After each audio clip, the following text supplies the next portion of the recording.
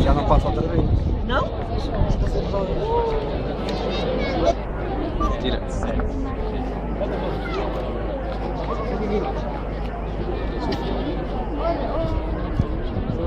Olha o trem já.